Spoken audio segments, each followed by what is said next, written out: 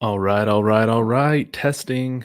Does this thing work? Yeah, hopefully you guys are doing okay and coming at you with a late night live stream. So if you're seeing this on Friday, hope you guys are having a great start to your weekend. Hopefully, get some days off with Christmas on the way. Happy holidays to everybody. Today, I want to get on and talk about where Colorado's at recruiting wise and if are you know are we seeing a paradigm shift, a drastic one in college football recruiting, kind of led by Coach Prime and some other teams? Of course, Coach Norvell and FSU, they've been able to rebuild their program, bringing in a lot of high end transfers and transfers, for instance, from the FCS level that have played substantial roles for them. Their college scouting is fantastic. The players that they're able to identify and then bring into their program, yeah, it's one of the best in the country.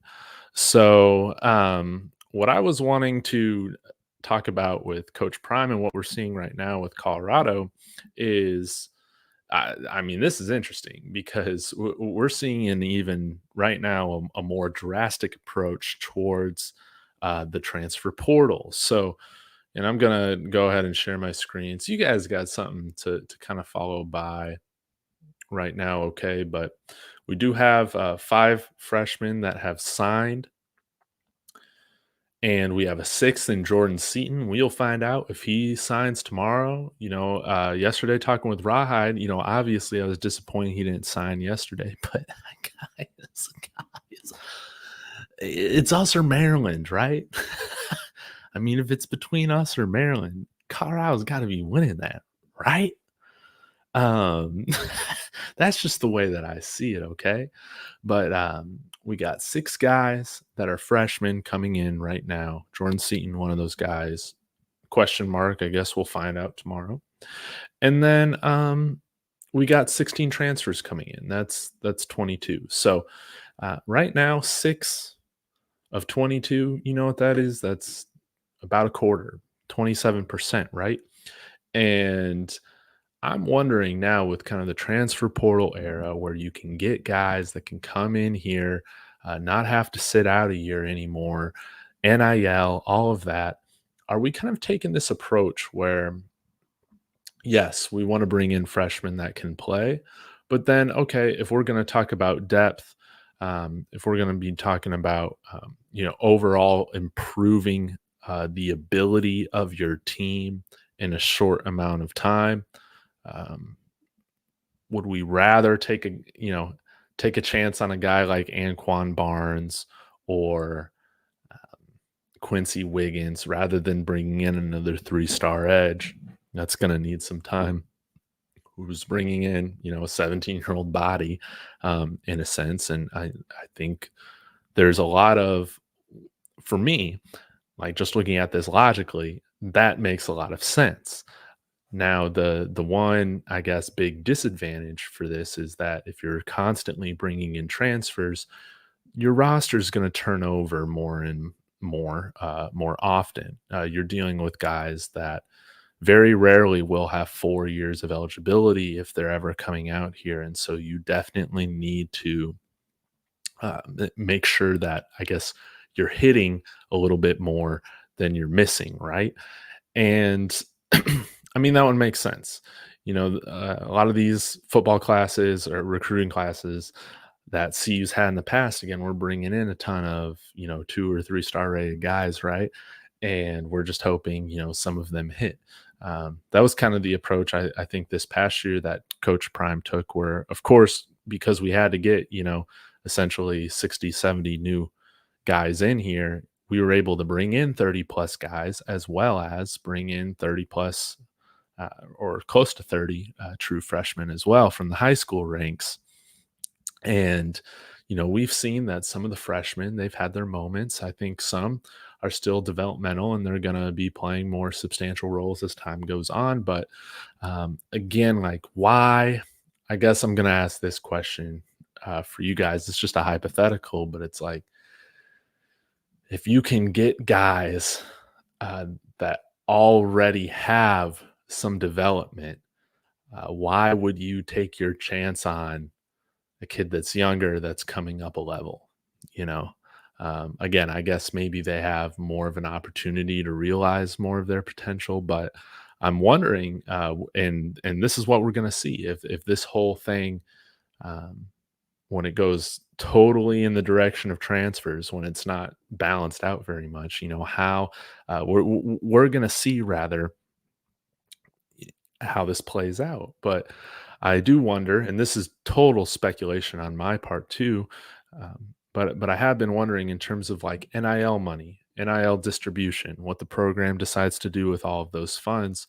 Would they rather spend it on transfers coming in here rather than giving them, to the majority of high school kids coming in here where they're, you could argue, unless they're at the top of the top, they're 4 or 5 stars. You don't really know what you're going to get with them, which I find interesting. Again, a guy like Cordell Russell was, I think, the 12th ranked wide receiver in the country last year. And, just because he didn't get on the field his first year, I mean, they drop his rating, right? I don't understand it. But again, you would rather, would I rather have Cordell Russell or Zacarl Lewis, for instance, if I had to choose between one of them? And I'll always go with a guy like Cordell Russell, like Baby To. Yeah, and I like, again, like with this class, I mean, we've been able to bring in about 50% new starters for this team. That's what I'm expecting. We'll see what happens, but I'll count them out. Again, San Okunloa is one. Chidozie Wankwo, two. Preston Hodge, three. Keaton Wade, four. Will Shepard, five. Shimon Mateer, six. Justin Mayer, seven. Tyler Johnson, eight. And I've said this, we'll see what happens with Khalil Benson or Yakiri Walker, but probably one of those guys right now will start somewhere. So that's nine. And then again, you can bring in a guy like Jordan Seaton, one of these freshmen that have the opportunity. So within this recruiting class, you're getting somewhere between 9 to 10 starters right now. Again, 11 on offense, 11 on defense. You got 22 starters.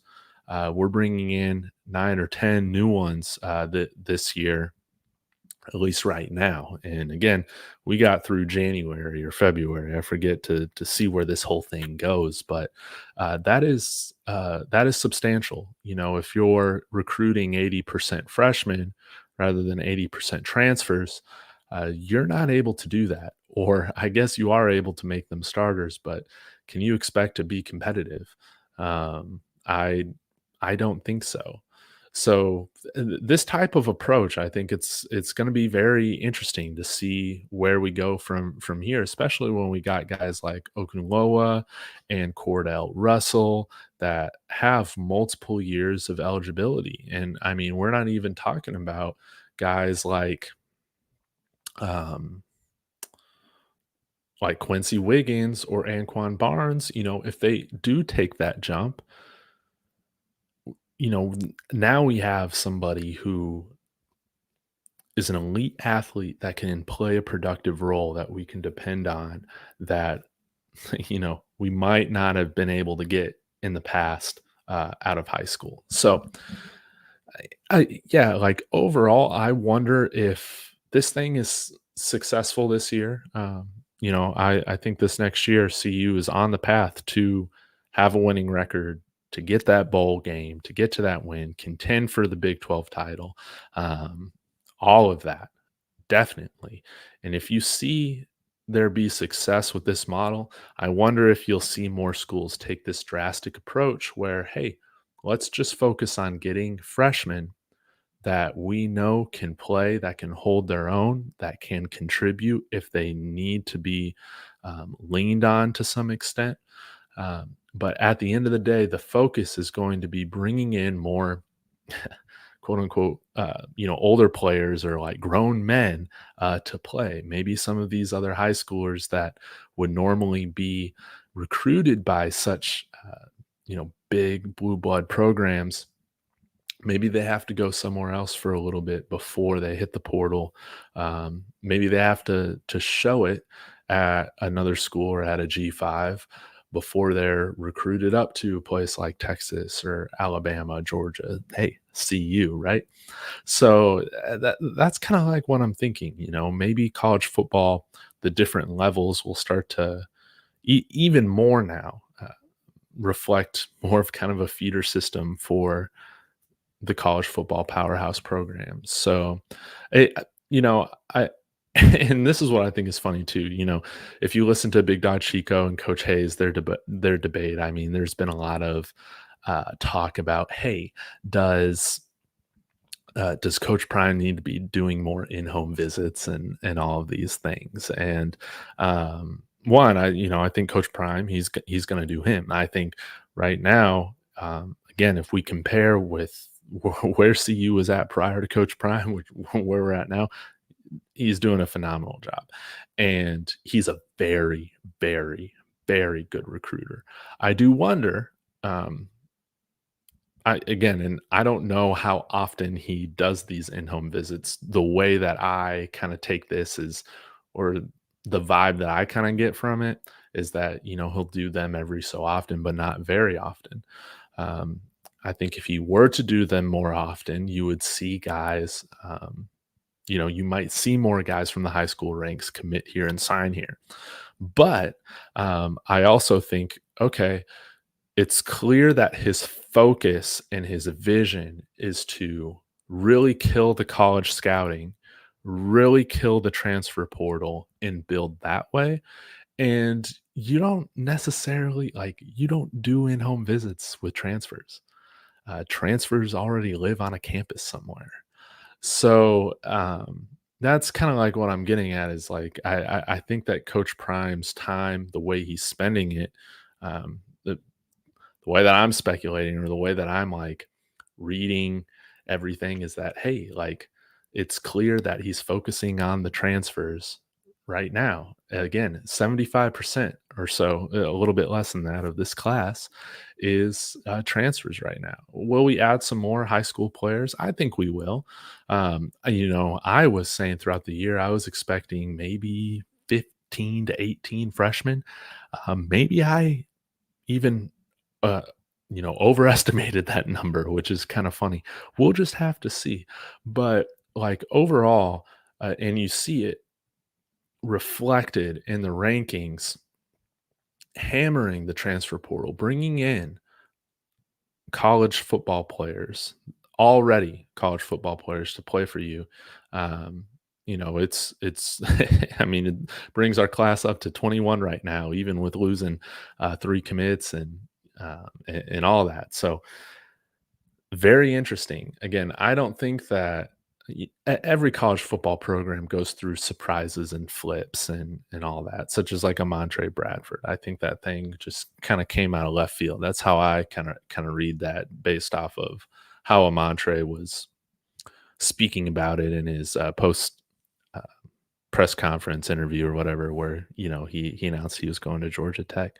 All programs go through that, and yeah, like I'm interested to see how CU responds because obviously they have focused on the college scouting, the college recruiting, and I mean this transfer portal class, it's going to get a lot bigger. You know, I think it might have been Brian Howell or Adam Munster-Tiger that said a while ago. I think it's going to be another 30 plus transfers coming in here, guys. We are only halfway there. Okay, so right now with where we stand in terms of like overall where we stand right now, this team is so much better than where it was at a month ago. um, and why you see some of the clickbait, why you see some of these writers or whatever criticizing Coach Prime is that, hey, This is just drastically different than what is, quote unquote, the typical or normal thing to do. This is an aggressive strategy. It's going to be really fun to see where it plays out. Obviously, it worked out very well for Coach Prime at Jackson State. Um, and now we're going to have the opportunity again to continue to see this thing through at the FBS level. So, with all that being said, thank you so much. I'll get to some of your comments now.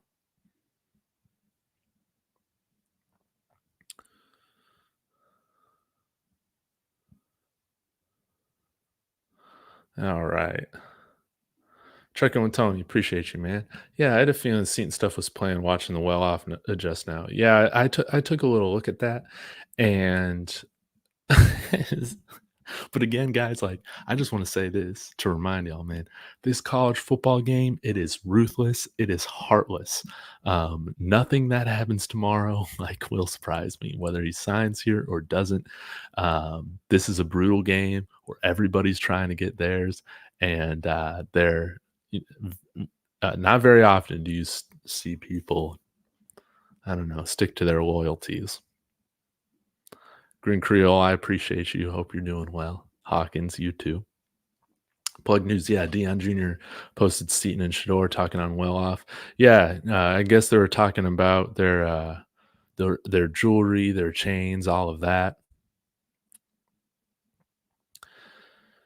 So it's good to see them talk again. We'll see what happens with Jordan, but if Oregon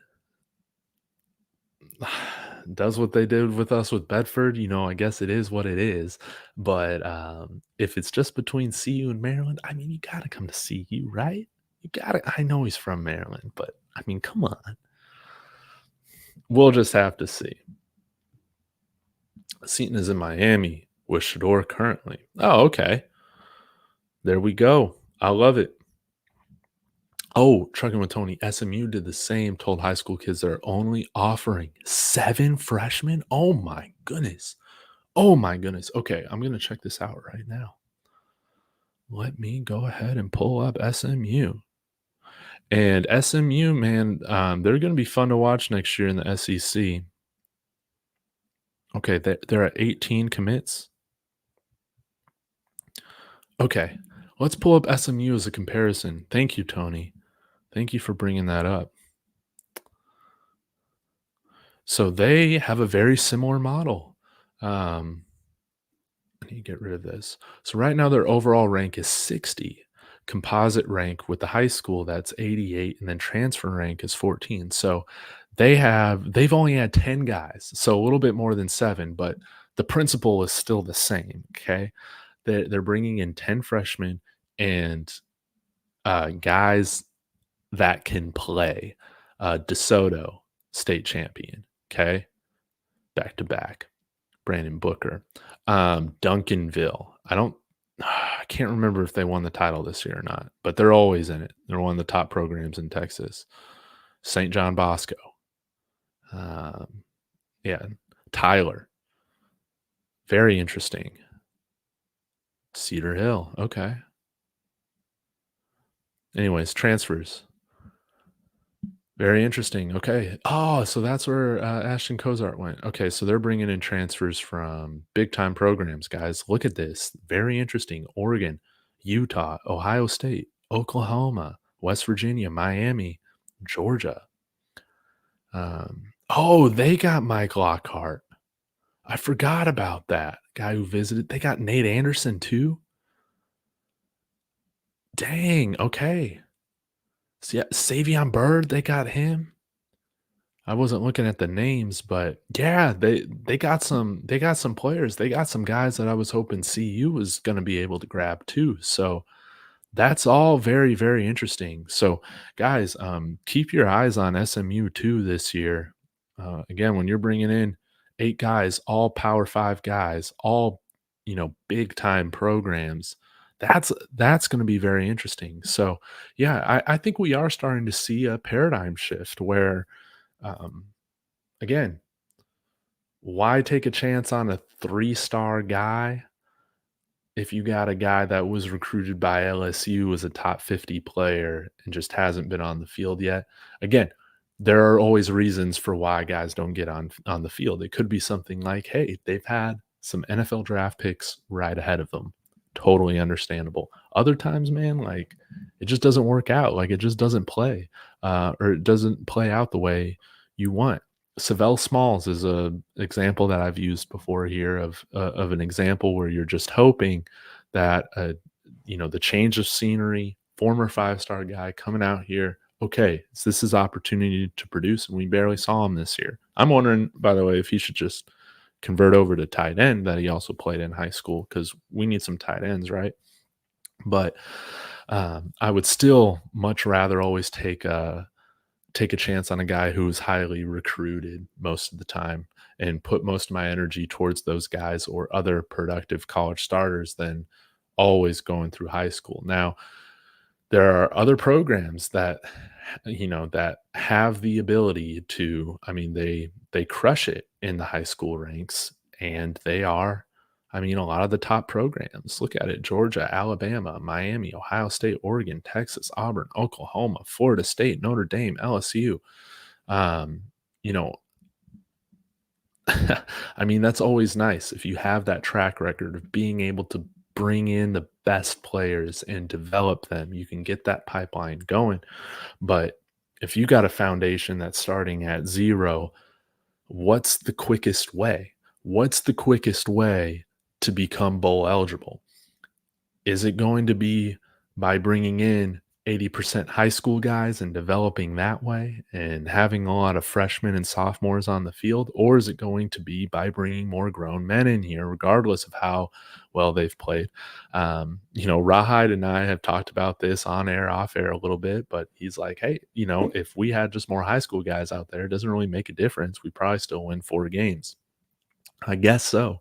And I agree with him, I think, to an extent. At the same time, I would argue that, our 8 losses would probably look a little bit closer to what we saw in 2022 rather than this past year outside of a couple games. These were single digit competitive games.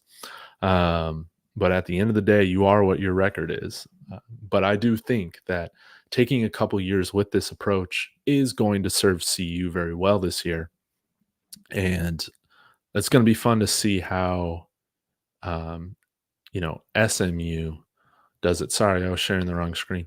How SMU does it as well. But yeah, I mean, if you can recruit these high school guys and, your scouting is on point and you got the collectives where you don't mind, paying these top high school players money right out the gate, then let it be. Definitely take that route. So I'll get back to some of your comments.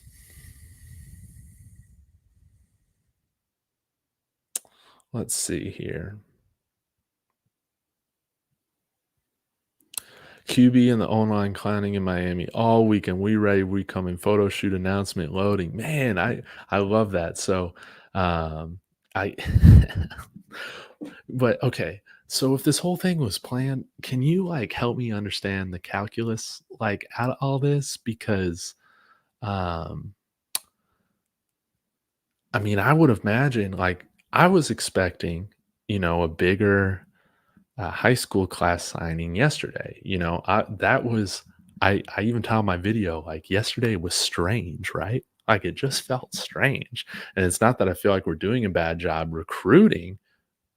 If you watch this video for the first 20 minutes, I'm telling you like how good I feel about it, but it was just odd. It's like, why didn't we see any other new guys come here? And I just figured, hey, is it just because Seaton's been hesitant? None of these other guys wanted to flip. I was hoping, man, we were really going to get that player, Jaquan McCroy, that signed with Oregon. That guy's an awesome tackle. It is what it is.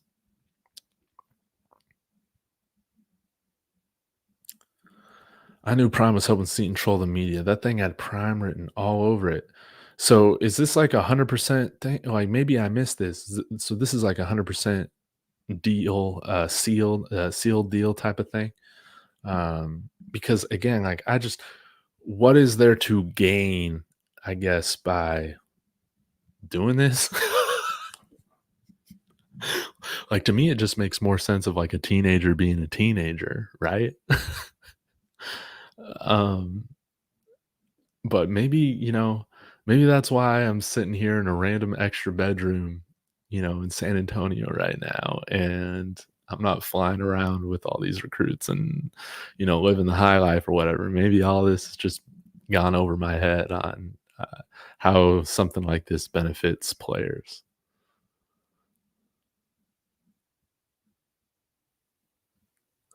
Yeah, he couldn't be on the video if he's not signing, but again, like, I it doesn't make any sense to me. Like, if you're a college program, I don't understand why why you would ask to do so. I would feel like there is a recruiting battle. "Hey, I think we got a Maryland guy in here, DMVU, saying it's not planned," you know? I just kinda figure we're in a recruiting battle. That's kinda how I feel about it. But I mean, I can't wait to see how it plays out tomorrow. I really hope he does sign here. I wasn't going too crazy attacking the man's character or anything like that. Again, teenagers, man, they're gonna be teenagers. Duncanville was state champs. Thank you. Thank you for clarifying.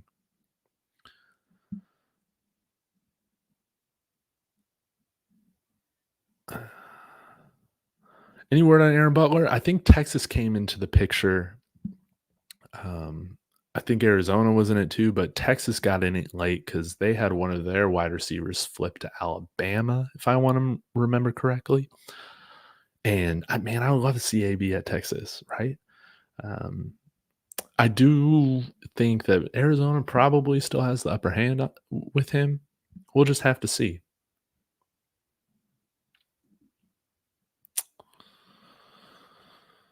Um, okay. Yes, sir. Yeah, DeSoto State champs too. Von Miller's high school, LaVisca Chenault's high school, Katie Nixon's high school, all buffs. Well, Von Miller wasn't, but he's close. But Jane Miller and Jones, yes. And I watched that state title game last weekend. That was awesome. Or last year. That and South Oak Cliff.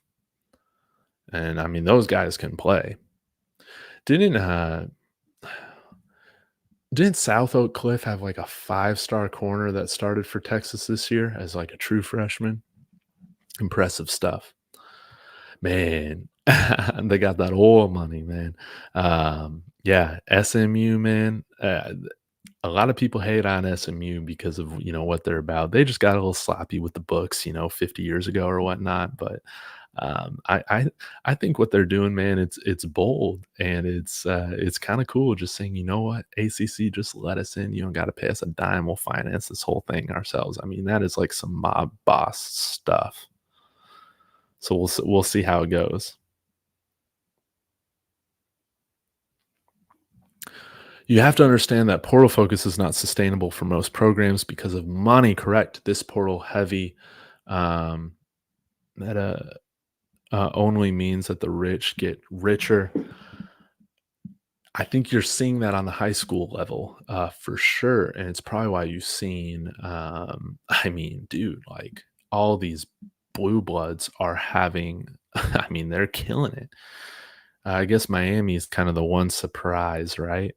But yeah, when there's less Power Fives putting the majority of their time and resources into high school, there's going to be other schools that benefit from that. And I think you're right. Like, it's been those powerhouses. They don't need to rely on the transfer portal.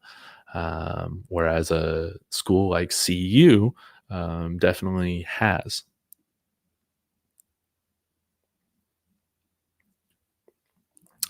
And you bring up this point too. Maryland lost each of its highest ranked recruits to the transfer portal after they developed with us. It's a stupid farm system. I hate it. Yeah, it's been something where, like, as a Colorado fan, we've been able to. I mean, we've been on kind of both sides of it now. Where, um, I mean, yeah, it sucks to see our best players that have developed here, that have played the majority of their time out here in Colorado, like, go to other schools, and then all of a sudden people start talking about them. Christian Gonzalez, for instance, played his whole career here except or his first 2 years here in Boulder, and then last year in Oregon, and then it's a first round draft pick. And I mean, he was just as good at CU as he was at Oregon, but there's always going to be this narrative around how Oregon just takes our players and develops them to be better, right? Um, and yeah, like before we had any, held any weight in the transfer portal. I mean, it sucks, man. It constantly sucks to see your best players getting poached. Brendan Rice, Jerry Rice's kid. I was so thrilled when he came here to Boulder. Had a good freshman year for us, and then off to USC. And then people talk about him at USC. It's like, man, like, yes. I hope that we can start seeing some more.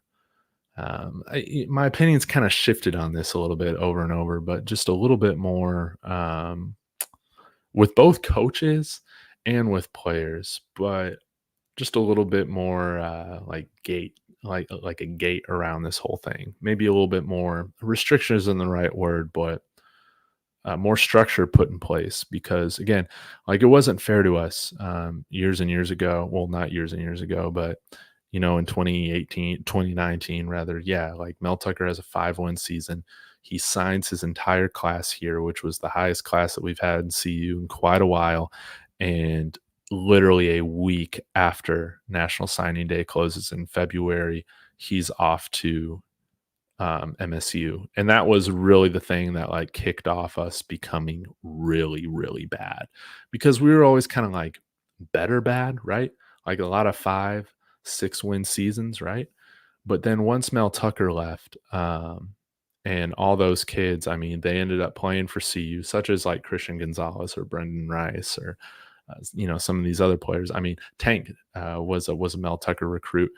You end up coming here and you're playing for a coach that actually never recruited you, that you never had a relationship with. And, the coaches do it, the players do it. It is a ruthless, heartless sport. And yeah, I would love for there to be more structure.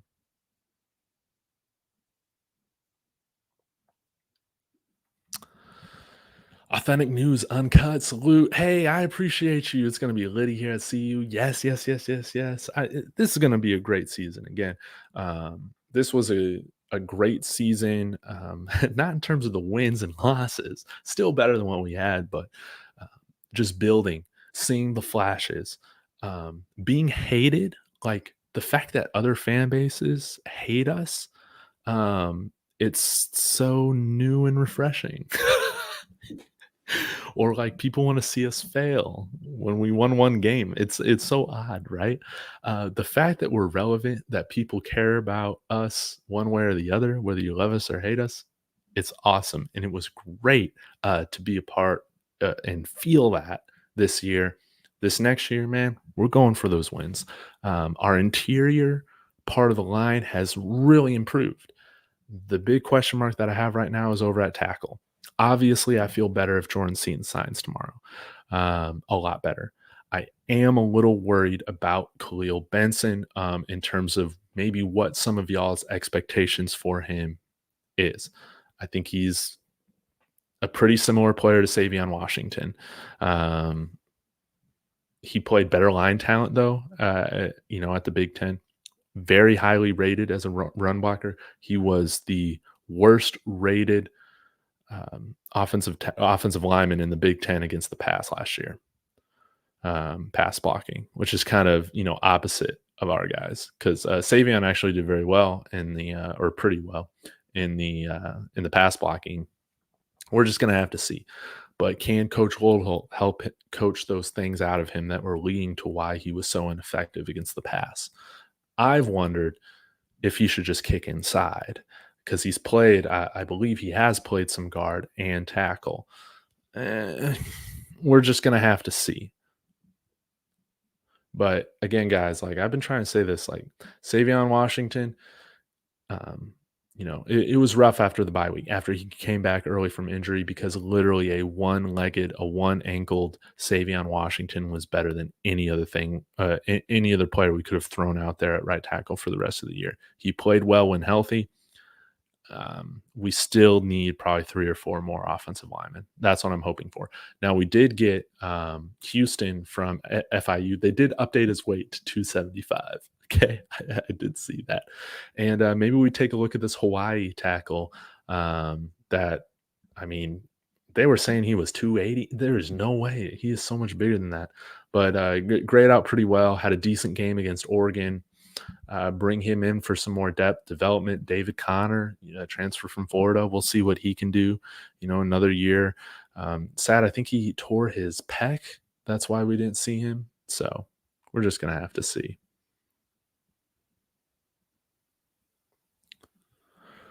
Aurelius, for money in the future to recruit, we need butts in the seats. Yes, we need people given in the collectives. All that.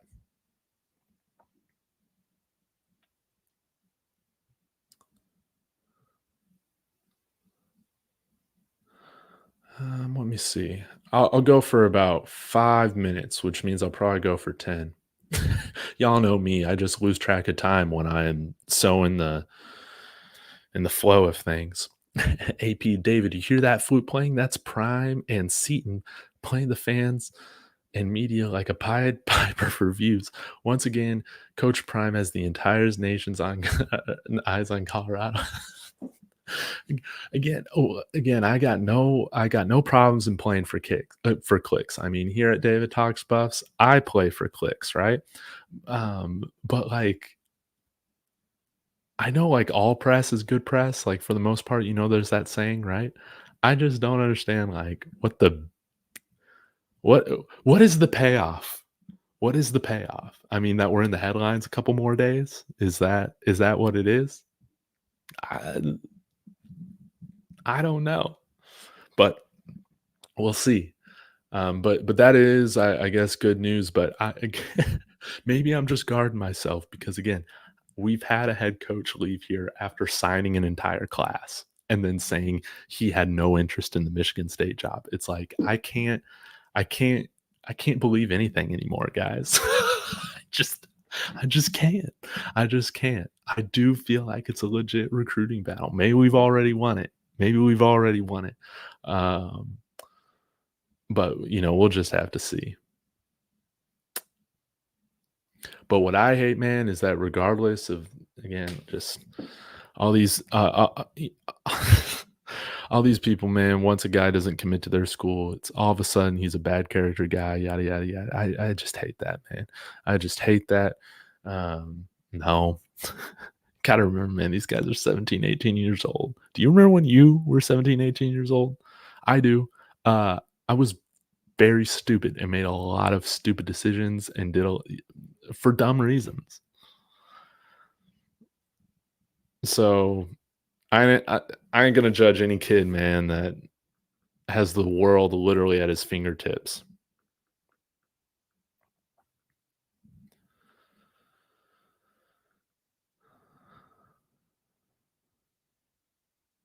Let's see here.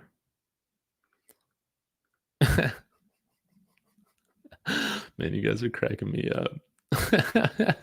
Yeah, we've seen the video. I mean, I watched the video. There really wasn't much said. Colorado needs the looks. What do we need the looks for? Hey, I appreciate the love. Yeah, Tony based. I don't think that. I think people were really kind of frustrated with, I guess, when that Houston signing was announced. Do they even have him on here for Colorado's list still? And why am I forgetting his first name? I don't even see him on this list. What the heck? But I mean, we had Jeremiah McCrinnon, JUCO tackle, transfer out, and kind of the way that I see it is just swapping those guys. So I would not expect him to play this year. And again, I guess maybe he could prove me wrong. Maybe he's the Aaron Donald of tackles, man. We'll just have to see. But I I'm not expecting him to be on the field this year outside of maybe special teams. Can he block on special teams?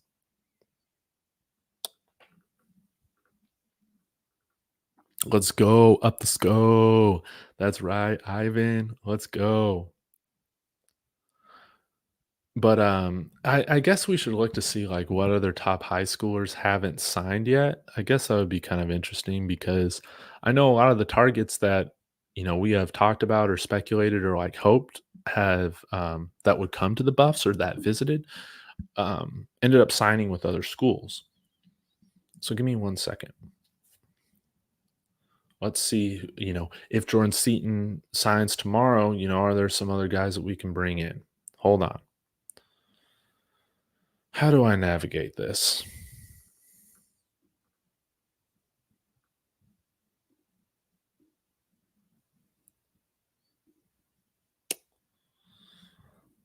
Okay, I gotta find football recruiting player rankings.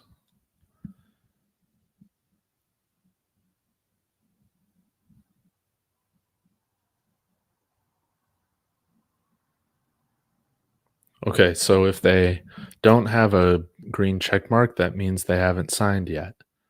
Ryan Williams, I mean, we got two really good wide receivers already in this class. Jordan Seaton, right there. Terry Bussey, Texas A&M, he hasn't signed. I wonder what position he plays. 5'10" and a half. Maybe a DB or wide receiver at that size. Okay. Doubt he's a linebacker at that size in Texas. Um,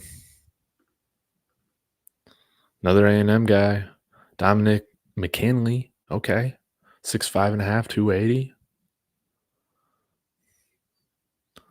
We don't need more wide receivers. Dalen Evans. I guess a lot of A&M guys haven't signed yet, which would make sense with their coaching change. Longview, Texas, 6'4" and a half, 260. More Texas players we can get, the better, that's for sure. Just like Florida, Georgia, Louisiana. Um, let's see. I'll only go for like another minute or two scrolling through here. Oh, Hoover High. Did you ever watch Two A Days? Like, if you guys are old enough to remember that show. Linebacker. We need linebackers. Y'all know it. Y'all let us know. We got Jericho Johnson committed to Oregon. That's another defensive lineman. So a handful of defensive players, in here. Aaron Butler again. Oh, just non-committed, man. That's going to be really interesting to see where he goes. That is for sure. Ooh, an interior offensive lineman here, Katy, Texas. Maybe Coach Loldholt had already been in contact with him.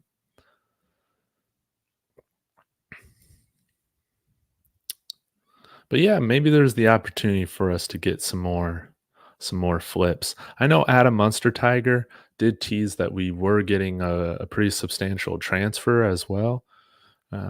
So that just hasn't been announced yet. I really wonder who that is. Again, with the transfer portal, these guys that signed, from what I understand, when they sign, it's kind of more binding to the school, to the player, rather than the player to the school. So there's opportunity to flip guys that have already been kind of locked up in the transfer portal. That's kind of how I understand things. All right. Well, that goes through the top 247. So maybe there's like 10 guys or so, in this top. We got a safety out here. I don't know, guys. I'm not a recruiting genius. I try and pay attention as much as I can because this is obviously super entertaining stuff. We'll just have to see. Indo, I really appreciate the $2 super chat. Dave, what my guy. Wish you were here with us tonight.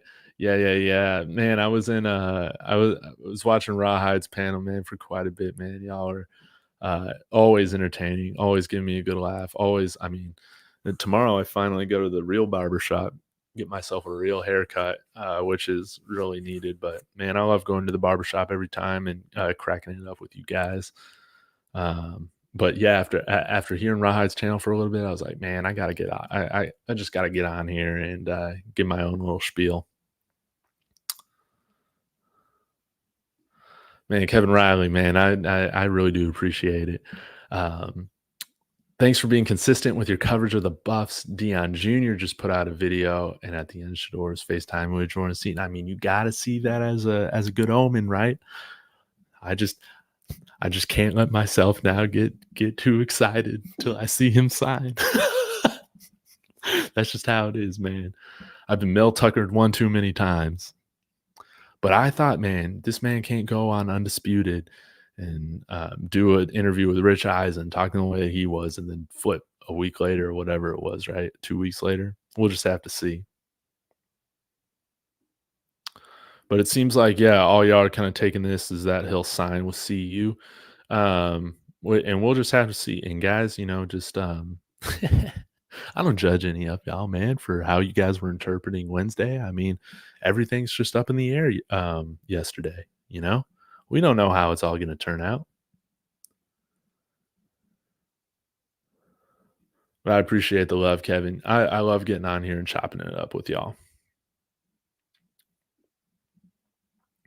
But I think wherever Jordan Seaton goes, yeah, he should be there in January. He should definitely sign tomorrow.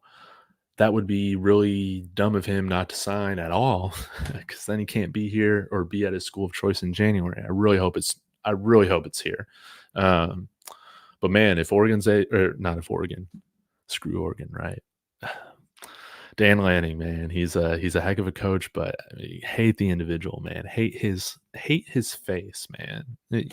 Just such a punchable, like good old boy smirk, And I don't understand, man, what his deal is with Colorado, man. I don't understand why, you know, I don't know why he hates the game, man. But anyways, yeah, Jordan Seaton should be an early enrollee wherever he goes, especially he's going to be expected to be a starter day one, no matter what school he goes to. But if Maryland's able to pull off this this flip, I mean, they did one already, right, with that South Carolina commit. I mean, hats off to him, man. That's just part of the game. Again, I was just telling DMVU, man. We've been on both sides of it, man. With this transfer portal, we've seen our schools just thrashed by it, and we've seen ourselves, benefit by it. It's good to see Maryland get that recruiting win from the SEC in South Carolina. I just don't want to. I don't want to be burned by it. I don't want to be burned by it.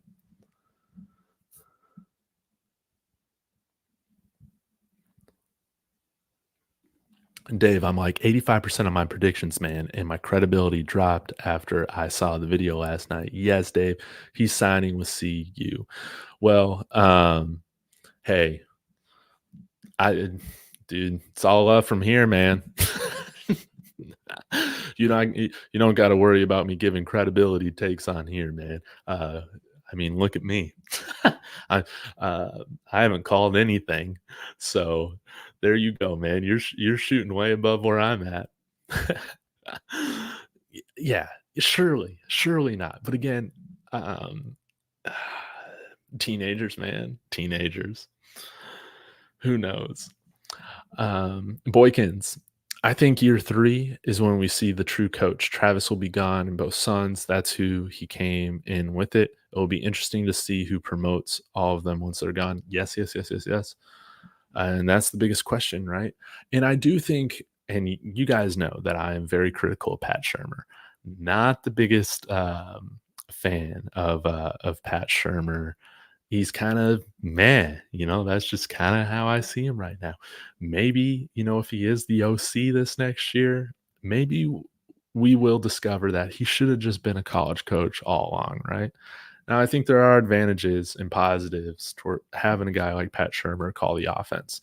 One of the things that I've been really worried about, I've talked about it on my channel, is just his ability to recruit. Is he going to hit the recruiting trail? We'll have to see how the rest of this recruiting period finishes. but I'm beginning to wonder if Pat Shermer, you know, maybe it's just not as needed to hit the recruiting trail as hard when you're focused on 80% transfers every class, you know? You know? Because they're already kind of wanting that professional feel, all of that. And so that's that's like a new way that I've started to try and think about it. Like, okay, like why might we go about that route? And again, it goes with Coach Prime. Like, if it's just going to be 80% transfers, I mean, if that's just going to be the strategy and you're not doing a ton of in home visits, um, maybe that's not as big of a deal as I've made it seem, or a lot of us will look at the situation. I don't know. I'm just trying to think a little bit differently. Sweet P Diddy, I appreciate you. Thank you so much for the $10 super chat. Um, you're great. You keep us informed. Thank you. These new kids drive us crazy. Regardless, his announcement is going viral. Shador headed to Miami tonight. Hey, let's go, man. Is he flying the private jet? Um, hey, I love coming on here talking with you guys and just giving you guys my reaction. You guys can tell when I'm in a silly mood, when I'm in a hyped up mood, when I'm in a bad mood, all that sort of stuff. I just ride the emotional wave of this thing and trying to enjoy both the ups and the downs as much as I can, because there's nothing worse than being a fan of a team where you just become apathetic, right? And that's where I was at. I'm sure that's where a lot of y'all were at, right? If like I like riding the emotional wave of this thing, the ups and downs, baby. Let's see here. Oh, I'll go back to this. Tony Bates, they need some linebackers in the portal. Yeah. But hey, like I've said, Tony, and I might have already told you this. If I'm a linebacker, right?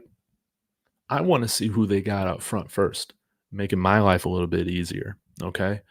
Um, if that D line is going to play like Swiss cheese, at a school that I'm looking at, why would I want to go there, man? It's going to make me look even worse. So similar to running backs, they want to know, hey, how's this offensive line looking, right? You don't want to make me look bad, right? Same thing with these linebackers. So I'm hoping that Chris McClellan signs here. I mean, to be honest, like a while back, I did a video on. You probably noticed I did some pre-records in preparation, just because we had a lot of those guys visit. You know, so, I mean, I've been sitting on one for Chris McClellan for like a week or so now. So I'm hoping I can post it if he commits, right? But having him, uh, Wankwo up there in the front, that's really going to help out the run defense. And yeah, we need more linebackers. Bentley, no. Demoy Kennedy, he's another example of a guy that. Um, maybe transferring Alabama out from Alabama can be beneficial from him. But again, these guys that are highly recruited, not productive at their first school, I mean, that's the risk. That's the risk where they might just not be that good. We're going to have to see.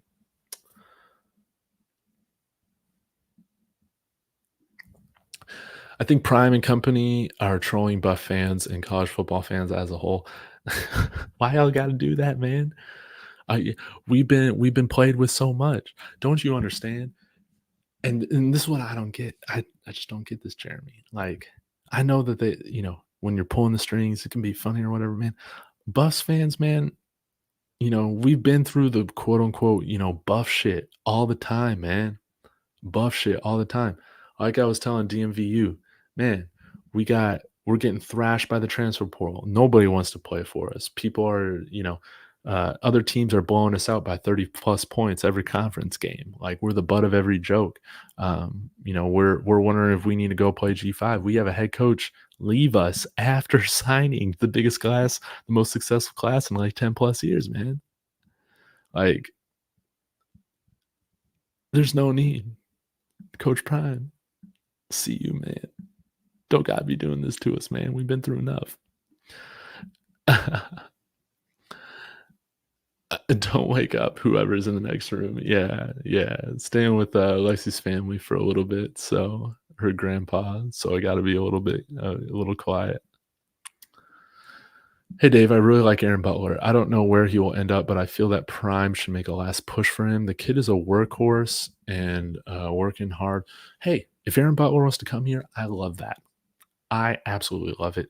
He's got a really charismatic personality. I think that, that's why some people were acting like he like freaking died in a car accident 2 weeks ago when he decommitted.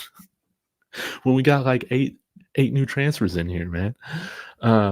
He's a really likable guy. He's got a great personality. I would still love to see him here. The wide receiver room is definitely a lot deeper, and um, Draylon Miller and Cam Michael, they're better. So they're and the fact that we brought in some more transfer wide receivers too, the competition is deep. I can understand if maybe he wants to go to a school where the path is just a little bit easier. I would want to do that too. Um, but I've said this all the time, William, is that we are still far away from being a national title contender in terms of our depth, like at every position. And some people might think that this is crazy, but it's like, man, um, that's why it's like, man, we still need to be getting more deep at wide receiver. I still want to be having that problem that Alabama or Ohio State has with wide receivers, right? Like that's where it's just the best of the best get playing time, right? So I'd love for him to be here, but it's got to be the right business decision for him. And hey, if a school like Texas is saying, "Hey, we're losing all of our guys," I forget if Xavier Worthy is going to return. I don't think he is. I think he's going to the NFL this year, if I remember correctly. But I mean, Texas loses a lot of starters this year, so he might have the opportunity go out there with Ryan Wingo and be that guy right next to Ryan Wingo.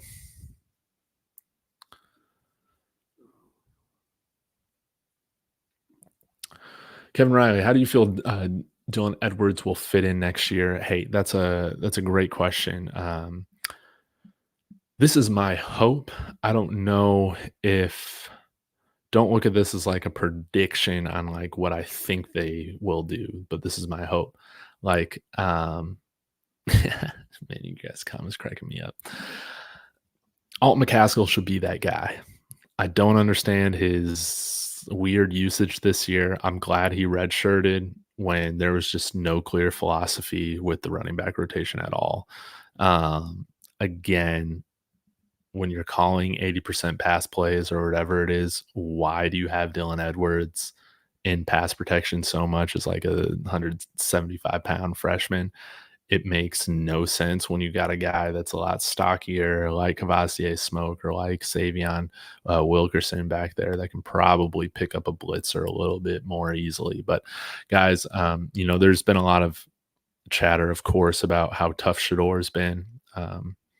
Playing through pretty much the whole season, aside from Utah being sacked 56 times. Like he showed a lot of toughness, regardless of if those sacks, it's like some of those sacks, like he drifted into, sure. But at the end of the day, the offensive line was terrible and he got hit a ton, man.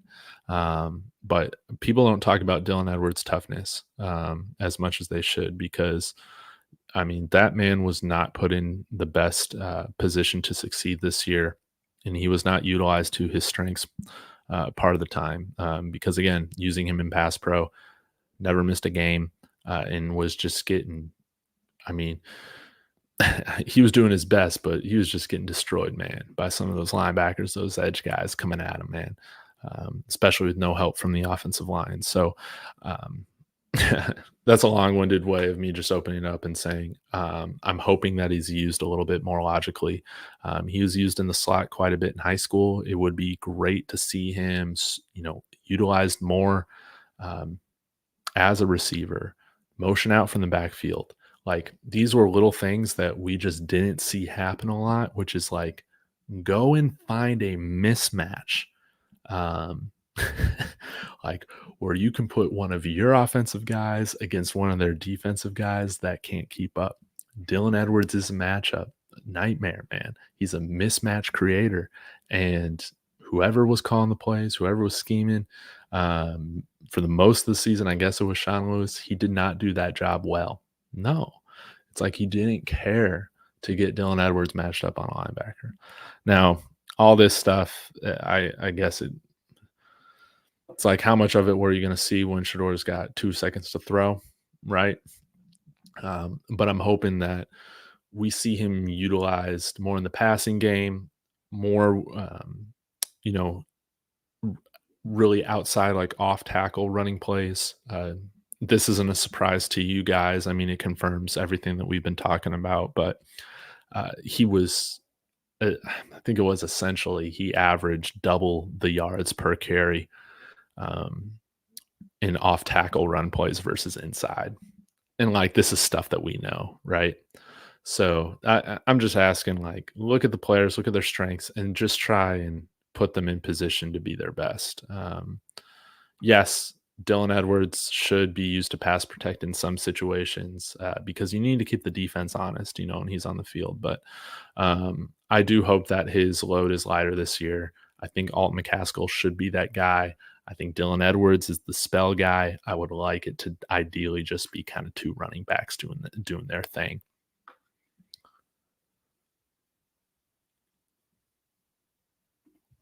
Nicole Carter, I appreciate you. Hope you're doing well. This really means a lot. Thank you for the super chat. I hear you, Dave. Emotional roller coaster ride. Keep showing up. We appreciate you.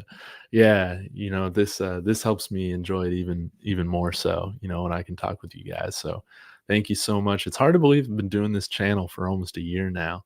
And I was really wondering, I had a YouTube channel half my lifetime ago when I was like early in high school. And, I got off of it because people are just mean, people teasing you. As a 15-year-old, it just took a lot of the fun out of it. And um, I was on medical leave from work, when I started this channel. I needed something to keep me going, something to create consistency or routine, in my day. And I never would have imagined it's blown up the way that it has, and I'm glad that I've kind of always wondered in the back of my mind, what would have happened if I had stuck with that YouTube channel, when I was a teenager, when I was in high school, and hey, I guess it's never too late to start again, right?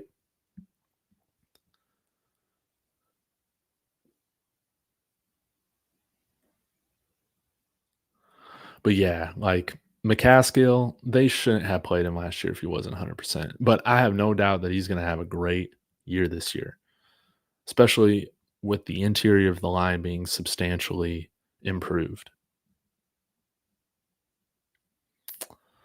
All right, guys. I've been going so long. DMV, you want to do a reaction together tomorrow? Would love to bounce some ideas off of you, and we'll demonstrate great sportsmanship no matter what the result. Hey, DMVU, that sounds like a lot of fun. Um, do we know when he's going to announce? I'm on Twitter at David Talks Buffs, so send me a DM, tag me or whatever, too, in like a tweet or whatnot. And let's do that. I do have work. I am here visiting family, so I can't promise that, but let's try and make this thing work. I think that would be a hell of a lot of fun. Plus, I've always enjoyed getting to know other YouTubers from other fan bases. So, um, let's do it, man. Regardless of if Seaton ends up landing here or not, man, I'll have a good time with it, man.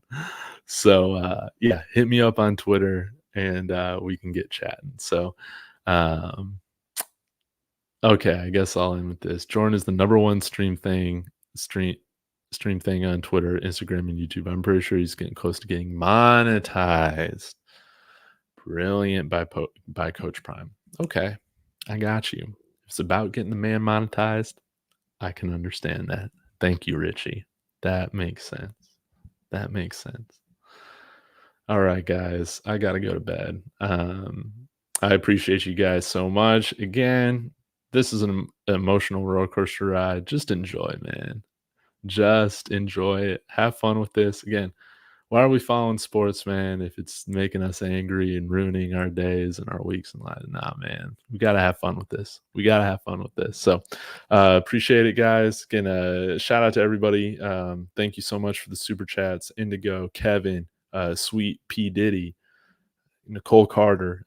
Thank you so much. Shout out to my man Rawhide Media for sending me a little custom sweater I've been wearing.